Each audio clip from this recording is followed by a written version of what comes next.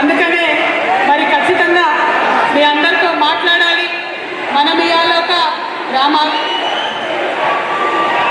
కూర్చో జై తెలంగాణ.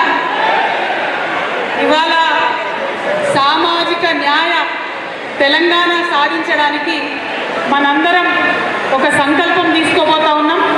మరి ఈ సంకల్ప సభకు ఇంత పెద్ద ఎత్తున హాజరైనటువంటి తెలంగాణ రక్షణ సేన శ్రేణులందరికీ హృదయపూర్వకంగా నేను నమస్కారాలు తెలియజేస్తున్నా.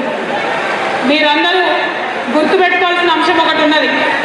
ఈ తెలంగాణ రాష్ట్రంలో ఏ ప్రధాన స్రవంతి పార్టీ కానీ ఇంతవరకు సామాజిక న్యాయానికి ఒక కంకణబద్ధులై సంకల్పం తీసుకొని ముందుకెళ్లాలనే ఆలోచన చేయలేదు.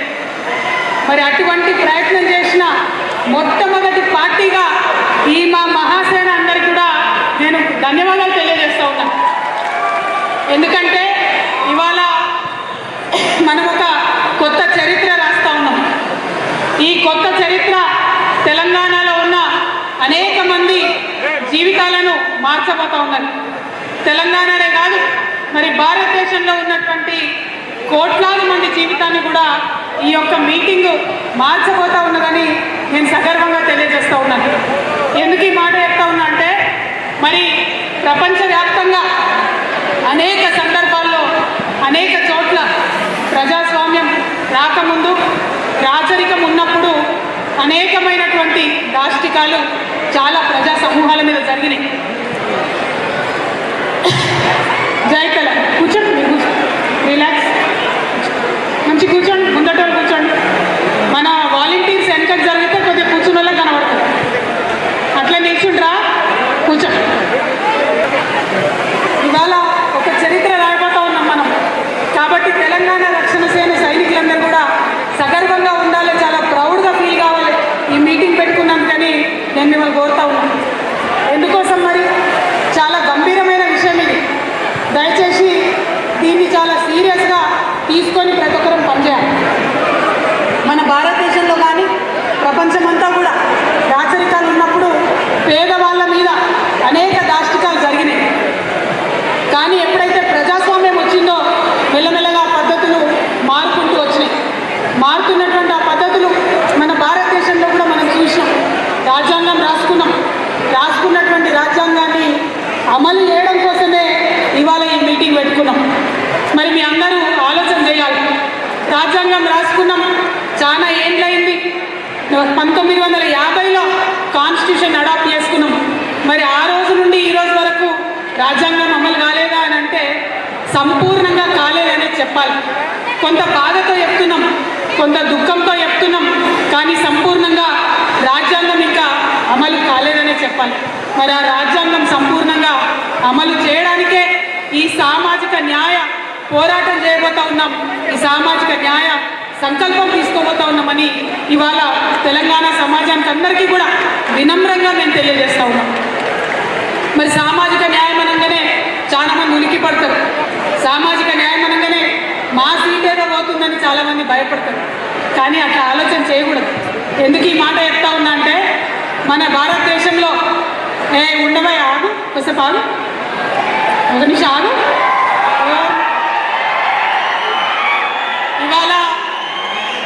ఇవాళ మన భారతదేశంలో గౌతమ బుద్ధుడు రాజు ఉండే, తర్వాత యువరాజు ఉండే, తర్వాత రాజయ్య ఉండే.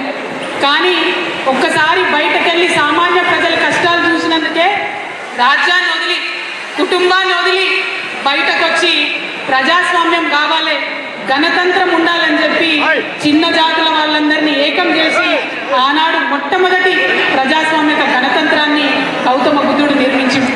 మరి అటువంటి నేలలో పుట్టిన వాళ్ళం మనం, అటువంటి నేలకు వారసులం మనం ఎంత పెద్ద హృదయంతో ఆలోచించుకోవాలి. ఒకసారి మనందరం ఆలోచన చేసుకోవాలి. టీఆర్ఎస్ పార్టీ కొత్తగా పెట్టిన రాజకీయ పార్టీ. మనకు కొత్తగా ఒక సాలు తీసేటటువంటి అవకాశం ఆ భగవంతుడు ఇచ్చింది. తెలంగాణలో ఇన్ని రోజులు ఏదైతే జరగలేదో అది చేసేటటువంటి అవకాశం ఆ భగవంతుడు మనకిచ్చింది.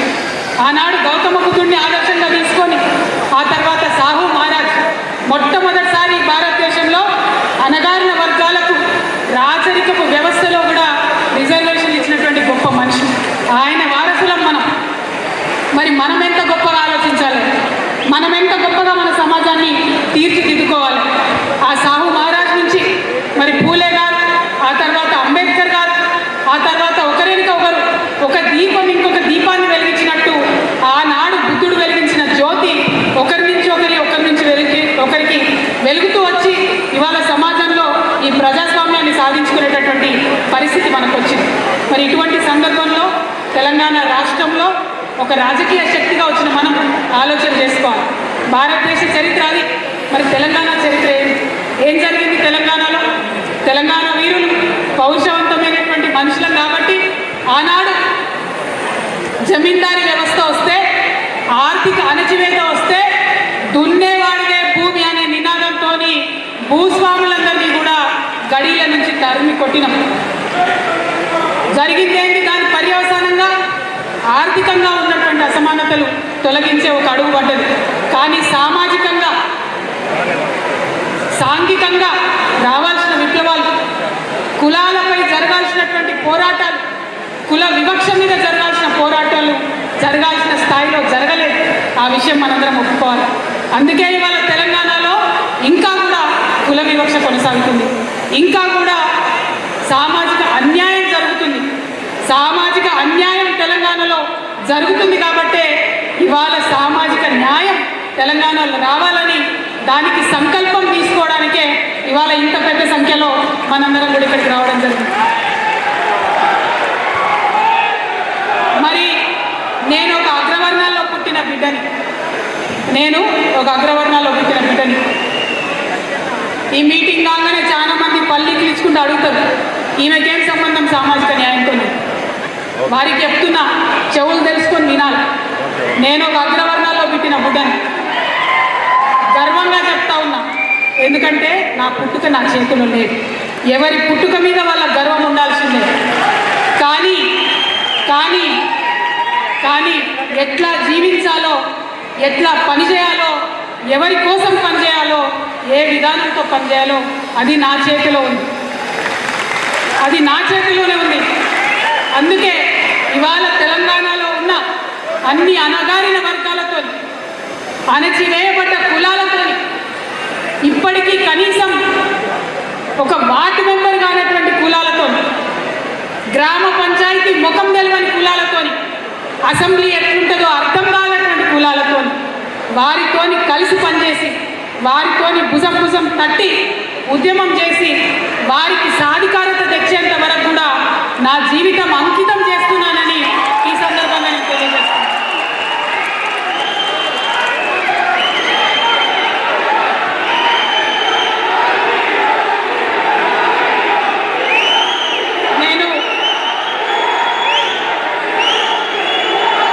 నేను ఏ మాట కూడా ఉట్టిగా చెప్పను. నా ఆత్మ ఒప్పుకుంది, నా మనసు ఒప్పుకుంది, నేను ఏ పని కూడా చేయను. దానివల్ల ఎంత పెద్ద లాభం వచ్చినా నేను ఆ పని చేయను. అట్లా చేసేది ఉంటే నేను ఎక్కడుండేదాన్నో మీకు తెలుసు. కానీ అవన్నీ వదులుకొని ఇవాళ ఒంటరిగా నేను బయలుదేరిన మీ అందరి సహకారంతో ఖచ్చితంగా ఈ తెలంగాణలో మంచి మార్పు తీసుకొని రాగలుగుతామనే కాన్ఫిడెన్స్తో వాళ్ళు నేను మీ ముందుకు వచ్చి ఇవాళ ఒక్క మాట మనం ఆలోచన చేసుకోవాలి. చాలామంది మా అగ్రవర్ణ మిత్రులకు నేను హృదయపూర్వకంగా చేతులు జోడించి వినమ్రంగా విజ్ఞప్తి చేస్తున్నా. ఏంటిది సామాజిక న్యాయం? ఏంటి సామాజిక న్యాయం అంటే ఏంటి? వెంటనే సామాజిక న్యాయం అనగానే అగ్రవర్ణాలకు వ్యతిరేకం అనుకుంటారు. కాదు. సామాజిక న్యాయం అంటే ఏంటిది? ఒక దగ్గర ఒక 100 రొట్టెలుంటే, ఆకలితో ఉన్నటువంటి 100 మనుషులుంటే, 100 రొట్టెలుండి ఆకలితో ఉన్న 100 మనుషులుంటే మానవత్వం ఏంటిది? మనిషి ఒక రొట్టె ఇవ్వాలి, అందరు ఆకలి తీర్చాలి. ధర్మం ఏంటిది? మనిషి ఒక రొట్టె ఇవ్వాలి, అందరు ఆకలి తీర్చాలి. న్యాయం ఏంటిది? మనిషి ఒక రొట్టె ఇవ్వాలి, అందరు ఆకలి తీర్చాలి. చట్టం ఏం చెప్తుంది? వనరులు సమానంగా పంచుకోవాలి, మనిషి ఒక రొట్టె ఇవ్వాలి, అందరు ఆకలి తీర్చాలి. కానీ ఏం జరుగుతుంది వాళ్ళ భారతదేశంలో? 100 రొట్టెలు ఉన్నాయి, ఆకలితో ఉండే 100 మనుషులు ఉన్నారు. కానీ బలవంతులైనటువంటి 10 మంది మనుషులు 90 రొట్టెలు తింటున్నారు. ఇవాళ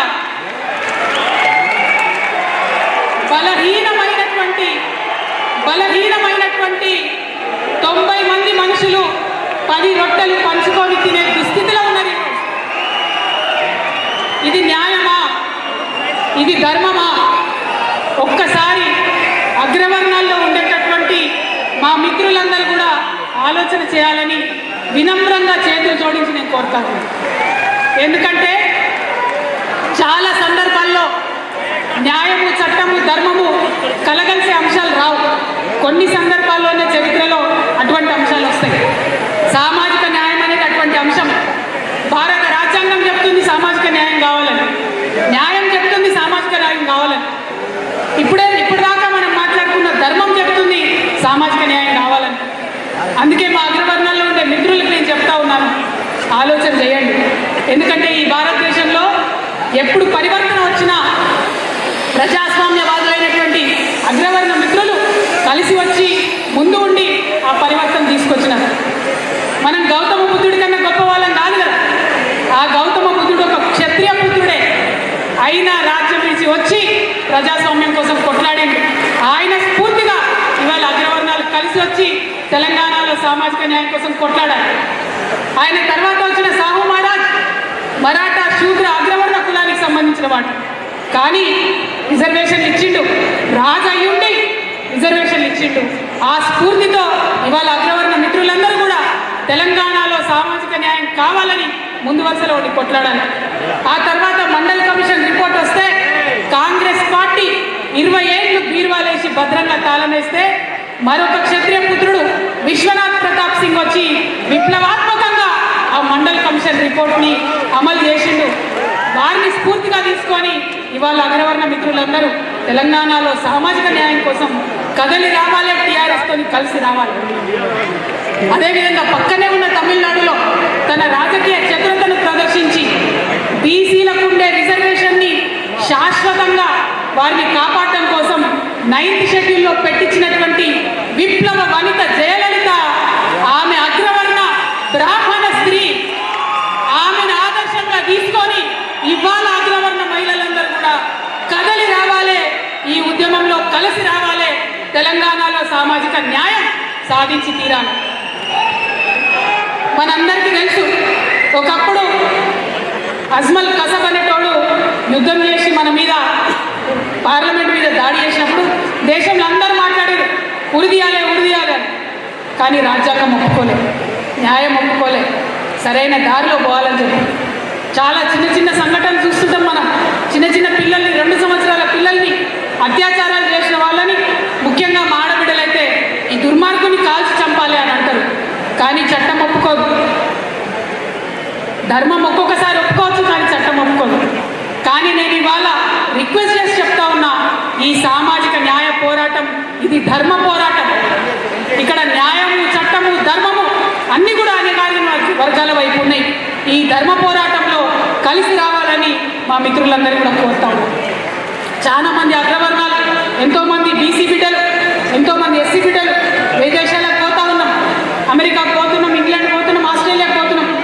అక్కడ ఇగో ఈయన నల్లగున్నాడు, ఈయన భారతదేశం వాళ్ళు, వీళ్ళ స్కిన్ బ్రౌన్గా ఉందని మన మీద వివక్ష చూపిస్తే బాధపడుతున్నాం. అది రేసిజం అంటున్నాం.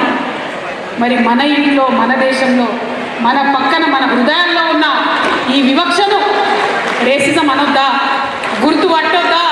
దాన్ని తుడి చేయొద్దా? దయచేసి ఒకసారి ఆలోచించండి. నేనేం శుద్ధులు చెప్పడానికి రాలే. నేను పర్ఫెక్ట్గా ప్రజాస్వామ్యాన్ని, డెమోక్రసీని నమ్ముతా. డెమోక్రటికల్ సెటప్లో ముందుకు పోవాలంటే, దేశం అభివృద్ధి చెందాలంటే, ఆనాడు స్వతంత్రం వచ్చిన నాడు ఎట్లయితే ఎస్సీ ఎస్టీలకు రిజర్వేషన్ ఇచ్చిందో ఆనాడే బీసీలకు రిజర్వేషన్ ఇచ్చి ఉంటే ఈ పాటికి భారతదేశం అమెరికాతోని పోటీ పడేదని బలంగా నమ్మే వ్యక్తిగా నేను మాట్లాడుతూ ఉన్నాను. అందుకోసమే ఇప్పటికన్నా సామాజిక న్యాయం కోసం కొట్లాడదామని అనుకుంటున్నాను. ఎస్సీ మిత్రుల విషయం చేసుకోండి, ఒకసారి ఆలోచన చేయండి. నేను హృదయంతో ఆలోచన చేయాలని కోరుతాను. ముఖ్యంగా ఇక్కడ కండువా కప్పుకొని ఉన్న మా టీఆర్ఎస్ మిత్రులందరూ మీరు మళ్ళా గ్రామాలకు పోయి ఈ చర్చ పెట్టాలి కాబట్టి మనసు పెట్టి వినాలని చెప్పి మిమ్మల్ని వినమ్రంగా కోరుతా ఉన్నాం. ఎస్సీ మిత్రుల గురించి ఒకసారి ఆలోచించండి. ఎస్సీ అనగానే ఏమంటారు అందరూ? అది బీసీలు కానీ ఓసీలు కానీ వాళ్ళకేంది, వాళ్ళకి రిజర్వేషన్ ఉంది, వాళ్ళకేం తక్కువైంది, ఉద్యోగాలు వస్తున్నాయి, ఎమ్మెల్యేలు అవుతారు అంటారు.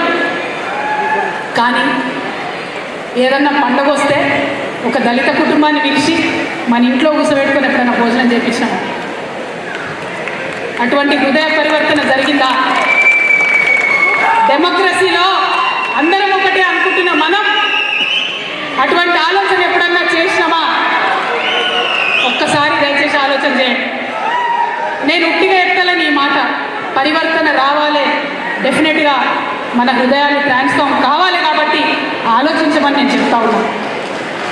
అదేవిధంగా మరి ఎస్సీలకు కొన్ని రిజర్వేషన్ ఉంది. స్వతంత్రం వచ్చినప్పటి నుంచి ఉన్నది. 79 ఏళ్ళు అవుతుంది రిజర్వేషన్ ఉన్నది. కానీ నిన్నగాక మొన్న మన తెలంగాణలో వచ్చిన రిపోర్ట్లో 97% మంది దళిత కుటుంబాలు అత్యంత వెనుకబాటులో ఉన్నారని చెప్తున్నారు. ఎందుకు జరుగుతుంది ఇట్లా? మరి ఇవాళ అన్ని డిపార్ట్మెంట్లో కలెక్టర్లుగా ఉన్నటువంటి వాళ్ళు, హెచ్ఓడీలుగా ఉన్నటువంటి వాళ్ళు, అగ్రవర్ణాల మిత్రులు, బీసీ మిత్రులు ఆలోచన చేసుకోవాలి. ఎప్పుడన్నా బ్యాక్లాగ్ పోస్టులు వస్తే ఇస్తున్నామా మనం బయటికి? ఎస్సీలకు ప్రమోషన్లు వస్తే ఇస్తున్నామా బయటికి? ఇవాళ దేశంలో ఇన్ని సుద్దులు చెప్పే మోడీ గారి పరిపాలనలో లక్షలాది బ్యాక్లాగ్ ఎస్సీ ఎస్టీ పోస్టులు పెండింగ్ ఉన్నాయి. ఈ సామాజిక న్యాయ పోరాటంలో మన సంకల్పం తీసుకుందాం. బ్యాక్లాగ్ ఉన్న ప్రతి ఎస్సీ ఎస్టీ పోస్టుని ఇచ్చేంత వరకు మనం పిడికిలెత్తి పోరాటం చేద్దాం. ఎస్సీ మిత్రులకు అండగా నిలబడదాం. వారి యొక్క జీవన ప్రమాణాలను పెంచుకోవడానికి పోరాటం చేద్దాం.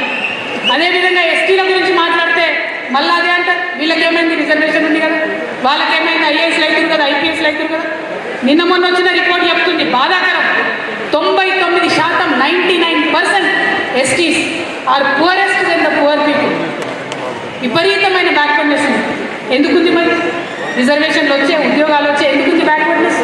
ఎందుకంటే అడవిలకు వెళ్ళి అన్నలను పారదోలి అడవిలన్నింటినీ తీసుకొని 170 చట్టాన్ని కుల్లబొడిచి ఇవాళ అదానికి, అంబానికి అడవి సంపదను కూడా అప్పయ్యే ప్రయత్నం జరుగుతుంటే మరి వెనకబాటుతనం ఉంటుంది ఎస్టీలలో. ఆ ఎస్టీలలో, ఆదివాసీ బిడ్డలలో, ఆ గిరిజనులలో, మా ఎరకల సోదరులు, మా లంబాడ సోదరులు, వాళ్ళలో ఉన్న వెనకబాటుతనాన్ని నిర్మూలిస్తామని అలా ప్రతిజ్ఞ చేయాలని మా టీఆర్ఎస్ శ్రేణులందరినీ కూడా నేను కోరుతా ఉన్నాను. ఇచ్చిన రిజర్వేషన్ అయిపోయిందంటే కాదు, మానసిక మార్పు కూడా రావాలి. ఖచ్చితంగా మా అగ్రవర్ణ మిత్రులు నేను అడుగుతా ఉన్నా, ఆలోచించండి, థింక్ చేయండి. మన సొసైటీలో మనమే ఎందుకు ఇన్ని బ్యారియర్స్ పెట్టుకోవాలి, ఒకసారి ఆలోచన చేయండి. అదేవిధంగా हमारे यहाँ बहुत सारे मुसलमान भाई बहन हैं, अब सबका भी मैं शुक्रिया अदा करती हूँ. लेकिन जो आप इस जलसे में आए, ये कोई आम जलसा नहीं है. ऐसा जलसा है जो हमारे ज़िंदगियों में तब्दीली लाने वाली ये जलसा है. हमारे तेलंगाना में जितनी भी हमारी आबादी है मुसलमानों की, एक बार सोचिए, क्या उतनी हमारी नुमाइंदगी असेंबली में है? क्या पार्लियामेंट में उतने नुमाइंदे हमारे हैं? क्या हमारे सरपंचेस बने? क्या हमारे जेडपीटीसी बने? क्या हमारे एमपीटीसी बने? क्या क्या चाहिए होता है कोई भी कौम को? सिर्फ 3 चीज़ें चाहिए होती है. तालीम चाहिए, तालीम से शुअर आता है. फाइनेंशियल एम्पावरमेंट चाहिए, फाइनेंशियल एम्पावरमेंट से खुददारी आती है. पॉलिटिकल एम्पावरमेंट चाहिए, पॉलिटिकल एम्पावरमेंट से इंसाफ मिलती है. ये तीनों चीज़ बहुत ज़रूरी है. और हमारे तेलंगाना के मुसलमान भाई बहनों, उनको आगे बढ़ने के लिए ये तीनों चीज़ों में भी हम टीआरएस पार्टी की तरफ से जी तोड़ कोशिश करेंगे. कोई भी कसर नहीं छोड़ेंगे.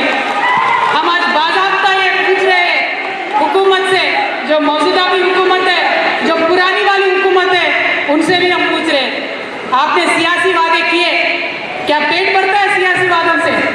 जब तक अमल नहीं होता है तो क्या पेट भरता है? लेकिन मेरी एक ख्वाहिश है कि असेंबली में हमारे मुसलमान खवातीन की आवाज़ गूंजना चाहिए.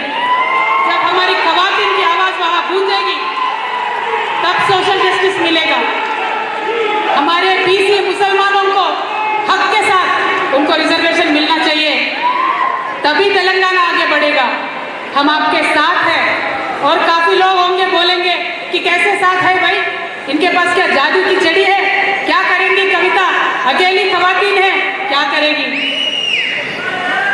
लेकिन उनको मैं कहना ये चाहती हूँ, जब हमारी काफिला अज़्मो यकीन के साथ निकलेगी, जब हमारी काफिला अज़्मो यकीन के साथ निकलेगी, ज़रूर रास्ता वहीं से निकलेगा जहाँ हम चाहेंगे. हिम्मत होनी चाहिए, दम होना चाहिए. वो दोनों भी आपके बहन कविता अल्लाह के पास है और मुसलमानों को आपके हक दिलाने का हम पूरा कोशिश करेंगे। हम बस आपको दावत देते हैं, टीआरएस के साथ जुड़िए, काम करिए, आगे बढ़िए, तेलंगाना को आगे बढ़ाएंगे। మన ముస్లిం సోదరులతో పాటు మన క్రిస్టియన్ సోదరులకు కూడా పొలిటికల్ రిప్రజెంటేషన్ కావాల్సిందే, న్యాయం జరగాల్సిందే, వారి కోసం పోరాటం చేస్తాం. మన సిక్కు సోదరులు ఉన్నారు, వారి కోసం కూడా పోరాటం చేస్తాం. మరి అందరికన్నా పెద్ద సంఖ్య రాష్ట్రంలో సగం సంఖ్య ఉన్న మన బీసీ సోదరులు ఉన్నారు. బాగా భూములు ఉన్నాయి బీసీల దగ్గర, కాపుదాన కోళ్ళంతా బీసీలనే ఉన్నారని మాట్లాడతారు. కానీ నిన్నగాక మొన్న వచ్చిన రిపోర్టులో 171 మంది బీసీలు ఎస్సీల కన్నా దారుణమైనటువంటి పరిస్థితిలో జీవిస్తున్నారని చెప్పడం జరిగింది. మరి ఆ పేద బీసీల సంగతి, డబ్బులున్న వాళ్ళు ఎక్కడన్నా బాగానే ఉంటారు, డబ్బులున్న అగ్రవర్ణాలు బాగానే ఉంటారు, డబ్బులున్న బీసీలు బాగానే ఉంటారు, డబ్బులున్న ఎస్సీలు బాగానే ఉంటారు, డబ్బులున్న ఎస్టీలు బాగానే ఉంటారు. కానీ పేద బీసీల సంగతి ఏంటి? వాళ్ళకి న్యాయం జరగద్దా? వాళ్ళ కోసం పోరాటం చేయొద్దా అని నేను అడుగుతాను. ఇలా కాంగ్రెస్ పార్టీ 42% అని చెప్పింది బీసీలకు. ఏ లెక్కన చెప్పినామంటే జవాబు లేదు.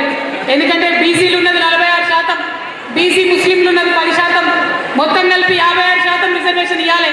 కానీ 42% బిల్లు పెట్టిండ్రు, అవి తీసుకుపోయి రాష్ట్రపతి దగ్గర ఇరకబెట్టిండ్రు, అవి బయటికి రావు. కానీ రేవంత్ రెడ్డి, కిషన్ రెడ్డి ఇద్దరు ప్రేమ లెక్కలు రాసుకుంటుంటారు. గల్లీ మే కుస్తీ, ఢిల్లీ మే దోస్తీ. మరి దోస్తీ బీసీ బిల్లు తేవడానికి ఎందుకు వాడుకుంటలేరు రేవంత్ రెడ్డి గారు? అడుగుదామా? సిద్ధంగా ఉన్నారు అందరూ? పక్కానా? మరి అది అడగాలంటేనే బీసీలకు రిజర్వేషన్ల కోసం మడమదిప్పని పోరాటం టీఆర్ఎస్ పార్టీ చేయాలి. నేను ఇవాళ ఒక ప్రతిపాదన చెప్తా ఉన్నా. సామాజిక న్యాయం జరగాలంటే ఒక రాష్ట్రంలో ఎక్కువ, ఒక రాష్ట్రంలో తక్కువ, దేశం మొత్తంలో 50% బీసీలు ఉన్నాము. 42 కాదు, 50% రిజర్వేషన్లు అడుగుతాం. ఇక్కడి నుంచి ఢిల్లీ దాకా కొట్లాడదాం. ఇవాళ ప్రారంభమైనటువంటి సామాజిక న్యాయ సంకల్ప సభ ఇవాళ ఆగదు. రానున్న 5 నెలలు సావిత్రిబాయి పూలే గారి జన్మదినం వరకు ప్రతి ఊరికి పోదాం, ప్రతి మండలానికి పోదాం, ప్రతి జిల్లాకు పోదాం. అక్కడ కూడా సామాజిక న్యాయ సంకల్ప సభలు పెట్టుకుందాం, అందరినీ ఒకటి చేద్దాం. ఆ తర్వాత వేలాది కార్లు తీసుకొని చలో ఢిల్లీ కార్యక్రమం తీసుకుందాం.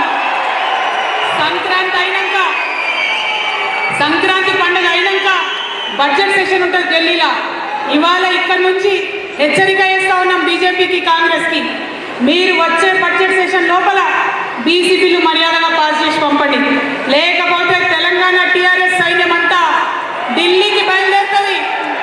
మా రోజు వీరన్న గారి స్ఫూర్తితోని గుత్పలందుకొని ఢిల్లీకి బయలుదేరదాం. సైన్యం అంతా ఆడికి పోదాం, ఢిల్లీకి పోయి యుద్ధం చేద్దాం.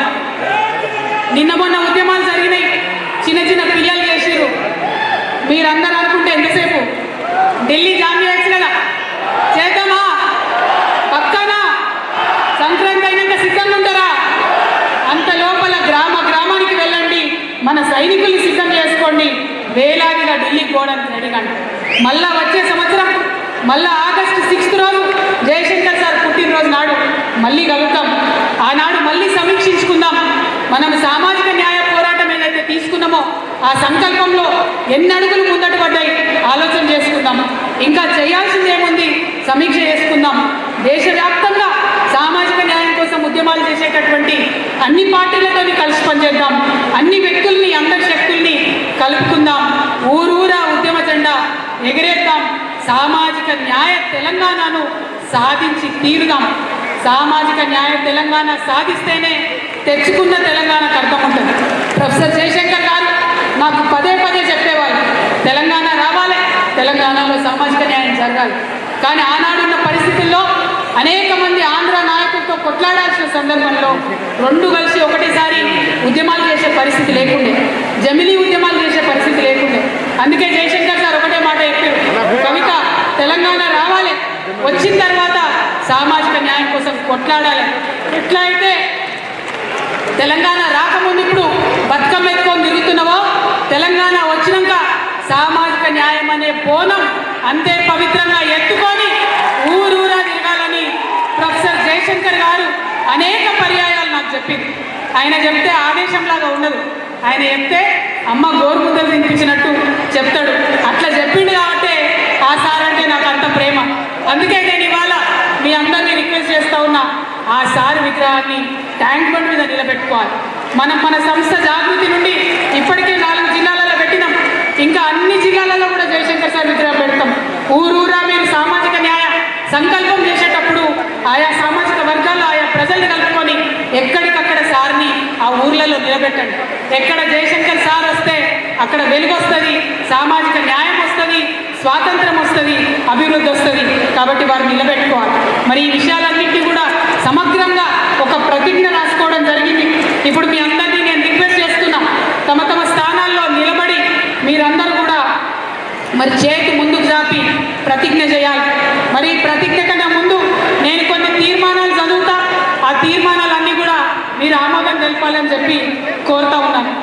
బీసీలకు చట్టసభల్లో 50% రిజర్వేషన్లు కల్పించే వరకు తెలంగాణ రక్షణ సేన దేశవ్యాప్తంగా బీసీ శక్తులను కలుపుకొని ఉద్యమిస్తుంది. ఓకేనా? ఓకే అంటే సపోర్ట్లు కొట్టాలి. మహాత్మా జ్యోతిబా పూలే, సావిత్రిబాయి పూలే దంపతులకు ఇప్పటి వరకు భారతరత్న ఇవ్వలేదు.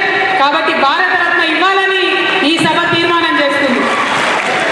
ఇవాళ అవుతా మరి సపోర్ట్లు కొట్టేమే. అదేవిధంగా ప్రొఫెసర్ జయశంకర్ సార్ విగ్రహాన్ని ట్యాంక్ బండ్ పై ఏర్పాటు చేయాలి.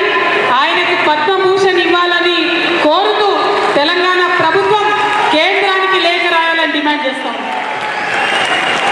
రాజ్యాంగబద్ధంగా ఎస్సీలకు దక్కాల్సిన నిధుల్లో ₹1 కూడా పక్కదారి పట్టకుండా చర్యలు చేపట్టాలి. ప్రతి రూపాయి ఎస్సీల అభ్యున్నతి కోసమే ఖర్చు చేయాలని ఈ సభ తీర్మానం చేస్తూ ఉన్నది. కేంద్ర రాష్ట్ర ప్రభుత్వాల్లో ఖాళీగా ఉన్న ఎస్సీ ఎస్టీ బ్యాక్లాగ్ ఉద్యోగాలన్నీ భర్తీ చేసేందుకు ప్రత్యేక నోటిఫికేషన్ ఇవ్వాలని ఈ సభ తీర్మానం చేస్తుంది. ఏమైనా అలసిపోయిరా? ఆదివాసీలకు అడవులపై సంపూర్ణ హక్కులు కల్పించేలా మేము పనిచేస్తాము. మైదాన ప్రాంత గిరిజనులకు అభివృద్ధి ఫలాలు దక్కేలా మా పార్టీ తీర్మానం చేస్తుందని మీ అందరూ కూడా మాట ఇస్తా ఉన్నాం. డీలిమిటేషన్తో సంబంధం లేకుండా చట్టసభల్లో మహిళలకు 33% రిజర్వేషన్లు కల్పిస్తూ పార్లమెంట్ ఉభయ సభల్లో బిల్లు పెట్టి ఆమోదం తెలపాలని ఈ సభ తీర్మానం చేస్తుంది. ముస్లింలకు ఆర్థిక స్వావలంబన, రాజకీయ ప్రాతినిధ్యంతో పాటు వక్ఫ్ భూముల రక్షణ చట్టం తేవాలని తీర్మానం చేస్తూ ఉన్నాం. క్రిస్టియన్లకు ఆర్థిక స్వావలంబన, రాజకీయ సమప్రాతినిధ్యం కోసం ఈ సభ తీర్మానం చేస్తున్నది. సిక్కు సోదరుల అభివృద్ధి కోసం, ఆర్థిక స్వావలంబన కోసం ప్రత్యేక కార్పొరేషన్ ఏర్పాటు చేయాలని ఈ సభ తీర్మానం చేస్తున్నది. ట్రాన్స్జెండర్ల అభివృద్ధి కోసం, స్వావలంబన కోసం ప్రత్యేక కార్పొరేషన్ ఏర్పాటు చేయాలని ఈ సభ తీర్మానం చేస్తున్నది. చివరిగా వికలాంగుల కోఆప్షన్ మెంబర్లుగా అవకాశం కల్పించడంతో పాటు వారికి హామీ ఇచ్చినట్లు పెన్షన్లు పెంచాలని ఈ సభ తీర్మానం చేస్తా ఉంది. మరి మంచి తీర్మానాలన్నిటితో పాటు మన తెలంగాణ రక్షణ సేన మొత్తం సైనికులందరూ కూడా చేయి ముందుకు చాచి దయచేసి సామాజిక న్యాయ తెలంగాణ ప్రతిజ్ఞ చేయాలని కోరుతున్నా. అందరు మన వాళ్ళనే ఉన్నారా? మంది ఉన్నారు. మరి చేయి ముందుకు సాగలేరు ఉన్నారా? తెలంగాణ రక్షణ సేన సభ్యులమైన మేము మళ్ళొకసారి తెలంగాణ రక్షణ సేన సభ్యులమైన మేము భారత రాజ్యాంగం ప్రసాదించిన స్వేచ్ఛ, సమానత్వం, సౌభ్రాతృత్వం, సామాజిక న్యాయం అనే మహోన్నత విలువలను శిరసావహిస్తూ ఈ ప్రతిజ్ఞ చేస్తున్నాం. శతాబ్దాలుగా వివక్ష, అణచివేత, అసమానతలకు గురైనటువంటి దళితులు, గిరిజనులు, ఆదివాసీలు, వెనుకబడిన వర్గాలు, మహిళలు, మైనారిటీలు మరియు ప్రతి అణగారిన పౌరుని సమగ్ర అభివృద్ధి, సాధికారిత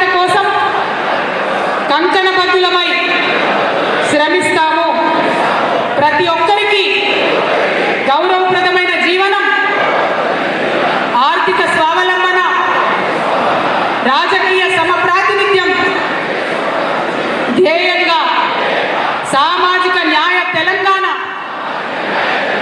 సాకారం చేయడం కోసం అంకితమై పనిచేస్తామని ప్రతిజ్ఞ చేస్తున్నాము.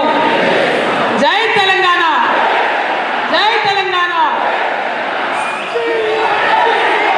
భౌగోళిక తెలంగాణ సాధించాం, భౌగోళిక తెలంగాణ సాధించాం, సామాజిక తెలంగాణ సాధిస్తాం. భౌగోళిక తెలంగాణ సాధించాం, సామాజిక తెలంగాణ సాధిస్తాం. జై తెలంగాణ. జోహార్ ప్రొఫెసర్ జయశంకర్ కు, జోహార్ తెలంగాణ అమరవీరులకు. జై తెలంగాణ, జై భీమ్, జై ఫూలే, జై తెలంగాణ, జై తెలంగాణ.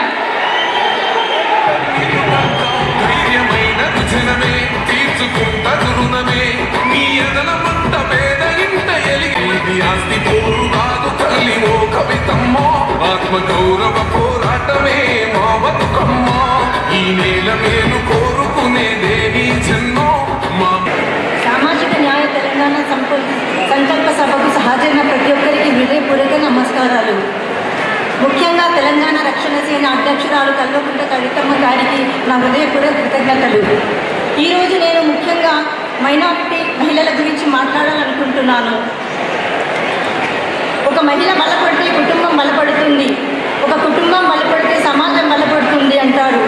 అందుకు తగిన విధంగా ప్రతి ఒక్కరూ తమ వంతు సహకరించి అందించాలని కోరుకుంటున్నాను. మైనారిటీ బాలికలకు విద్యకు నైన్యమైన ప్రభుత్వము పాఠశాలలు, హాస్టల్స్, స్కాలర్షిప్స్, ఉన్నతమైన విద్య. ताहम आज तक समाजी तेलंगाना का क़याम अमल में नहीं आ सका। रियासत के आवाम ने जो हकीकी ख्वाब तेलंगाना से मुतालिक देखा था वो ख्वाब अधूरा है और इसी अधूरे ख्वाब को शर्मिंदा ताबीर करने के लिए मोहतरमा कविता साहिबा ने एक इनकलाब पैदा किया है, एक इनकलाब का नारा बुलंद किया है। मुख्तलिफ सियासी जमातों और हुकूमतों ने तेलंगाना आवाम को सिर्फ सब्ज़ बाग दिखाए, तेलंगाना के नौजवानों की कुर्बानियों पर अपने मफादात को तरजीह दी। आज तक तेलंगाना के जयकार भी इंसाफ के हसूल के मुंतज़िर हैं। पसमानदा तबक़ात बिलख़ुसूस मुस्लिम अक़लियतों का ऐवानों और हुकूमत में मुनासिब हिस्सेदारी का प्रोग्राम है। हर लिहाज से पसमानदा तबक़ात का इस्तेहसाल किया जाता रहा है। क़याम तेलंगाना का वाहिद मकसद तमाम तबक़ात की भलाई और तरक्की था, ताहम इसी मकसद को ही फरामोश कर दिया गया। क़याम तेलंगाना के मकासद के हसूल में नाकामी पर डॉक्टर तेलंगाना कविता साहिबा ने आज तमाम तबक़ात को साथ लेकर आगे बढ़ने और हकीकी समाजी तेलंगाना के क़याम का बेड़ा उठाया है। जय भीम। सामाजिक न्याय तेलंगाना सभा ముందుగా ప్రొఫెసర్ జయశంకర్ గారి జన్మదిన సందర్భంగా మరి ఇంత చక్కటి సభను మా సిస్టర్ కవిత గారు ఇంత చక్కగా అరేంజ్ చేసినందుకు ముందుగా సిస్టర్కి ధన్యవాదాలు తెలుపుకుంటూ, అలాగే సకల జన సేవా సంస్థ, the United forum for SC ST employees తరఫు నుంచి నేను కుమారస్వామి ఇవాళ అక్క పిలుపు మేరకు సభకు రావాలా రాకూడదా అనే ఒక ఆలోచనలో ఉన్నప్పటికీ కూడా ఇంత చక్కటి సభ నేను మిస్ కాకూడదు అనే ఒక ఆశతో, లేకపోతే ఒక సెల్ఫిష్నెస్తో నేను ఇక్కడికి వచ్చున్నాను. వాస్తవానికి ఇంత చక్కటి సభ ముందుగా మాకు ఇచ్చినందుకు మరొకసారి హృదయపూర్వకంగా మీకు ధన్యవాదాలు తెలుపుకుంటూ, సభలో ఇవాళ వాస్తవానికి ఎస్సీలు, ఎస్టీలు, బీసీలు, మైనార్టీలు, బ్రాహ్మణులు, కమ్మలు, కాపులు అన్ని కులాల వాళ్ళు కూడా ఇవాళ ఈ సభకు చేరుకున్నారని నాకు పూర్తిగా అవగాహన ఉంది. కాకపోతే ఇవాళ మనము ఈ రాష్ట్రంలో అసలు యూత్కి ప్రోత్సాహం ఇవ్వాలి, తర్వాత ఒక తెలివిగల వారికి ప్రోత్సాహం ఇవ్వాలి, ఎఫిషియన్సీ అనే దాన్ని మనము ముందరికి తీసుకెళ్ళాలి. తర్వాత రీసెంట్గా మనం ఢిల్లీలో చూసాం, జెన్జీ అనే వాళ్ళు ఈ పక్కన కూర్చొని ఉన్నారు, అలాగే జెన్జీ అనే వాళ్ళు ఈ పక్కన కూడా కూర్చొని ఉన్నారు. నార్త్ సౌత్ ఈస్ట్ వెస్ట్లో ఇవాళ కూడా మన గొప్ప దేశ సంపద ఏంటంటే మన యూత్ఫుల్నెస్, మన ఈ దేశానికి ఒక గొప్ప సంపద.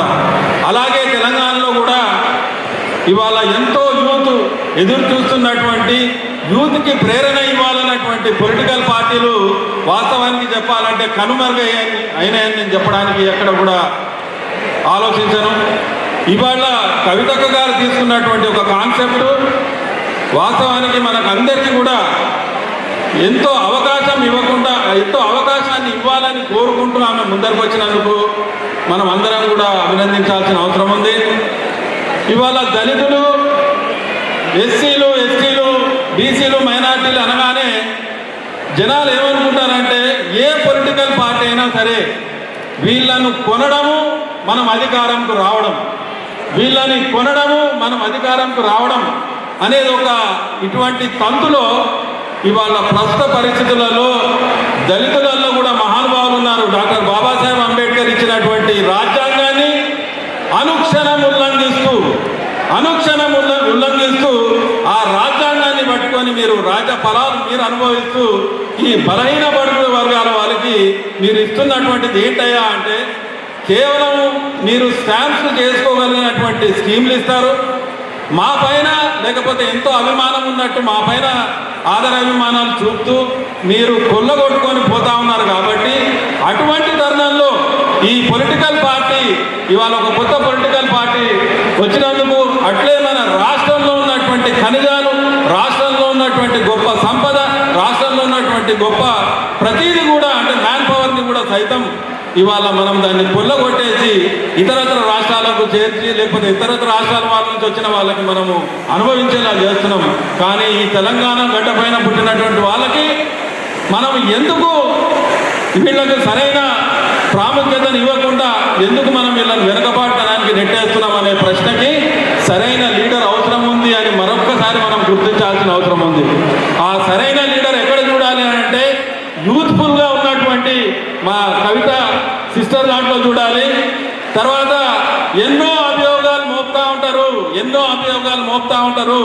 ఆ అభియోగాలన్నింటినీ కూడా దాటి ఒక కడిగిన ముచ్చల్లాగా ముందరికి వచ్చి నేను కూడా జనాలకు సేవ చేస్తాను, నేను కూడా ఈ దేశానికి నా కాంట్రిబ్యూషన్ చేస్తాను అని ముందరికి వచ్చినందుకు ముఖ్యంగా మరొకసారి అభినందిస్తూ, నేను దళితుడిని, నేను బీసీ, నేను ఎస్సీ, ఎస్టీ, మైనార్టీ అనేది ఇంకా ప్రజలు వదులుకోవాల్సిన సమయం వచ్చింది. ఎక్కడైతే ప్రోగ్రెస్, ఎక్కడైతే కంఫర్ట్, ఎక్కడైతే మీకు ప్రజాస్వామ్యంలో ఈ ప్రజాస్వామ్యం అనే ఒక మనకు చక్కటి బ్లెస్సింగ్ లేకపోతే ప్రజాస్వామ్యం అనే ఒక చక్కటి శక్తిని ఇచ్చినటువంటి బాబాసాహెబ్ అంబేద్కర్ మన రాజ్యాంగబద్ధంగా మనకు ఇచ్చినటువంటి దాన్ని విస్మరించిన రోజు ఏ కులము ఏ జాతి కూడా మనుగడ చెందదు. మీరు ఇదొక్కటి గుర్తించుకోవాల్సిన అవసరం ఉంది. కాబట్టి రాజ్యాంగాన్ని మనం పట్టుగా పట్టుకొని ముందరికి నడిపించగలిగితే, ఈ రాజ్యాంగాన్ని కనుక మనము దాని వెంబటని మీరు నడవగలిగితే మనము 100% మనము ఈ దేశాన్ని ప్రగతిలో నడిపించవచ్చు, ఈ రాష్ట్రాన్ని ప్రగతిలో నడిపించవచ్చు. ఈ దేశాన్ని నడిపిస్తున్న వాళ్ళు, ఈ రాష్ట్రాన్ని నడిపిస్తున్న వాళ్ళు గుర్తించాల్సింది ఒకటే, ప్రజలను ఇంకా మీరు ఎక్కువ మభ్యపెట్టలేరు. మా ఒక మంచి లీడర్ మా మధ్యలో వచ్చిందని నేను చాలా ధైర్యంగా చెప్పడానికి ఎక్కడ కూడా అనుమానించట్లేదు. ఒక లీడర్ అనేవాడు అందరి గురించి 100% అందరి గురించి మాట్లాడిన వాడే లీడర్. ఎప్పుడైతే మనము జాతి ప్రకారంగా రీజన్ ఇవన్నీ ప్రకారంగా డివిజన్ చెందుతామో ఆ రోజు మనకు ప్రగతి ఉండదు. కాబట్టి మనం ఇంకా డివిజన్స్ కావడం ఆపాలి. తర్వాత ఒక లీడర్ను గుర్తుపట్టాలంటే 12 సంవత్సరాలు పట్టాల్సిన అవసరం లేదు. ఒక లీడర్ను గుర్తుపట్టాలంటే 1 నిమిషంలో మనం గుర్తుపట్టవచ్చు. స్వార్థం లేని లీడర్లు, నిస్వార్థంగా పనికొచ్చే లీడర్లను మనం ఎన్నుకోవాల్సిన అవసరం ఉంది. లీడర్ అంటే కేవలం డబ్బులు పంచి ఓట్లు దండుకొని పోయేటువంటి లీడర్లను ఎన్నుకోవద్దని మరొకసారి మీకు చెప్తా ఉన్నా. ఎందుకంటే మనం ఇక్కడ సభ అరేంజ్ చేస్తున్నాం, ఇక్కడ యూత్ ఉన్నారు, లేడీస్ ఉన్నారు, దాని తర్వాత ఇంటెలిజెంట్ పీపుల్ కూడా అందరు ఉన్నారు. కానీ వాళ్ళ మనం ప్రజాస్వామ్యాన్ని కాపాడుకోవాల్సిన అవసరము ఎంతైనా ఉందని మనం అందరం గ్రహించాల్సిన అవసరం ఉంది. ఈ ప్రజాస్వామ్యానికి మనం ఎంత దూరం అవుతామో మనము మన ఫెసిలిటీస్ కూడా అంతే దూరం అవుతాం. కాబట్టి ఈ డెమోక్రసీ, సేవ్ డెమోక్రసీ అనే ఒక నినాదం తీసుకొని అట్లే మనం ఇవాళ ఈ సంకల్ప సభ ఏదైతే మనం న్యాయ సంకల్ప సభ ఏదైతే తీసుకున్నామో, సామాజిక న్యాయ సంకల్ప సభ ఏదైతే తీసుకున్నామో, సామాజిక న్యాయం అంటే ఏంటి? సమాజం అంటే ఒక కులం కాదు, సమాజం అంటే యావత్తు, అంటే 100% of the people belonging to different cost, creed and religion. So it is the time now, it is the time now people have to come out from there houses. It is the time now the people have to take the charge in their hands, and it is the time now we have to prove that what Baba Saheb Ambedkar has told, and we have to go and implement it. The people who are acting as implementing the democracy, and the people who are acting, they are implementing the constitution. Still this acting has to be stopped by taking over by the so-called intelligent people and intelligent leaders of this society, as well as the state and country. This is the right time, and we have to head forward. This is the right time, we have to go forward, and this is the right time we have to follow the good leader. The time has come now, and I take this as a wonderful opportunity on behalf of all my people from this country and state, and for giving me such a wonderful opportunity to stage, or rather to share my opinions and to share my views from this particular stage. It is really tiresome who are arranging all this. Once again I wish and all the best for this party, and once again I wish all the members who have contributed for making the program such a grand success. Madam, once again we are going to see in a very good and right position for the right people, and the time has come now. Thank you very